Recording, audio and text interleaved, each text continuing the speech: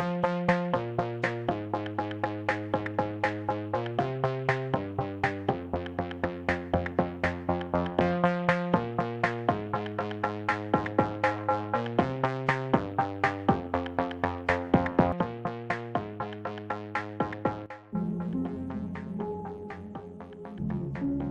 बचपन से एलियन जादू ये सब तो सुना ही होगा, लेकिन क्या सीरियसली एलियंस एग्जिस्ट करते हैं? दूसरे ग्रह का प्राणी, ये एक ऐसा टॉपिक हो गया है ना, जो एकदम मतलब क्या बताऊं मैं आपको, ओवर कोवर टॉपिक हो गया है कि यहां एलियंस मिले हैं, क्या मिले हैं, कहां मिले हैं, कुछ नहीं पता।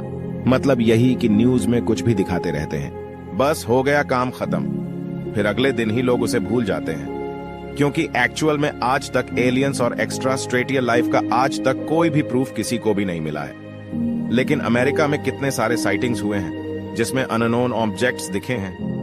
तो सबसे मेन बात को सुनो, बात यह है कि अगर कोई आम आदमी, कोई सामान्य आदमी ये कहे कि एलियंस को मैंने देखा, तो कौन यकीन करेगा? 100 लोगों में से सिर्फ 10 लोग ही यकीन करेंगे। लेकिन अगर कोई गवर्नमेंट एम्प्लॉय, सरकार का एम्प्लॉय, या फिर कोई आर्मी ऑफिसर जो कि हजारों घंटे आसमान में बिताया है, वो कहे किसी बात को, तो लोग उसके बातों पर ट्रस्ट करने लगते हैं। क्योंकि देखो, एक बेसिस सी बात है, हम लोग सर्वाइवल चाहते हैं, अपना पैसा, सैलरी हर गवर्नमेंट एम्प्लॉय कमाना चाहता है। लेकिन अगर कोई गवर्नमेंट एम्प्लॉय गवर्नमेंट के खिलाफ बोले या फिर गवर्नमेंट के किसी राज को खोल दे तो उसका पेंशन वगैरह सब बंद हो जाएगा एज ए पेनाल्टी। ऐसा एक बेसिक सा फ्रेमवर्क होता है। लेकिन इसके बावजूद भी अगर कोई ऐसी सीक्रेट्स या कोई सच को आकर बोले सबके सामने पब्लिकली, तो ये बहुत बड़ी बात होती है। तो ब्रेकिंग न्यूज ये है कि यूएसए के एक एयरफोर्स ऑफिसर डेविड ग्रस, उन्होंने अंडर ऑथ यानी कसम खाकर ये पब्लिक में कहा है कि यूएस की सरकार मल्टीपल नन ह्यूमन बॉडीज छुपा कर रखी है और नन ह्यूमन एयरक्राफ्ट गवर्नमेंट के पास है। ये बात यह लाइन इन्होंने कहा है। ऐसा माना जाता है कि इतिहास में पहली बार इतने ओपन तरीके से एलियंस की बात हो रही है। If you believe we have crashed craft, stated earlier, do we have the bodies of the pilots who piloted this craft? As I've stated publicly already in my News Nation interview, biologics came with some of these recoveries. Yeah. Were they, I guess, human or non-human biologics?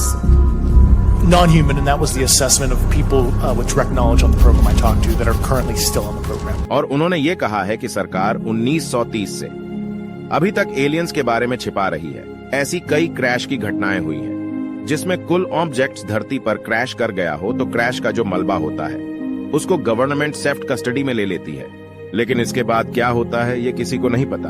तो इनके हिसाब से government इन्हीं पे research ऐस करती है और आम जनता से छुपाती है। एक इंटरेस्टिंग सा मैप आपको दिखा रहा हूं। ये है रिपोर्टेड यूएफओ साइटिंग्स का एक डेटा जो कि रीसेंट टाइम्स तक है, लेकिन बहुत सालों का डेटा इस मैप में कवर करके रखा गया है। और इसमें आप देख सकते हो जितने भी यूएफओ दिखे हैं उसमें से 99% देखो अमेरिका के साइड ही दिखे हैं। अब एलियंस जो है अमेरिका के ही साइड क्यों आते हैं? वो डेवलप्ड हैं इसीलिए क्या, या फिर ना जाने क्यों?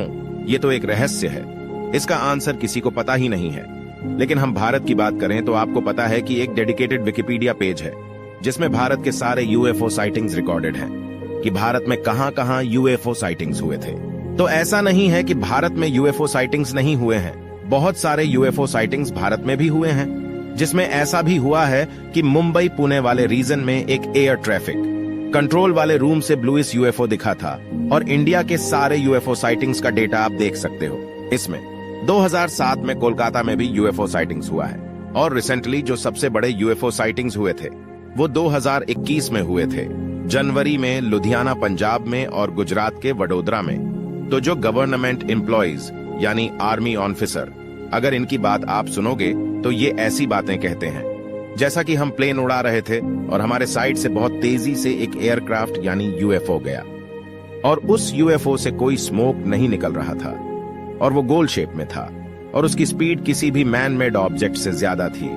तो ये बहुत ही ज्यादा रहस्यमयी बातें हैं कि ऐसी टेक्नोलॉजी कैसे हो सकती है कि वह एक जेट एयरक्राफ्ट से भी 1000 गुना ज्यादा स्पीड से चल रहा हो।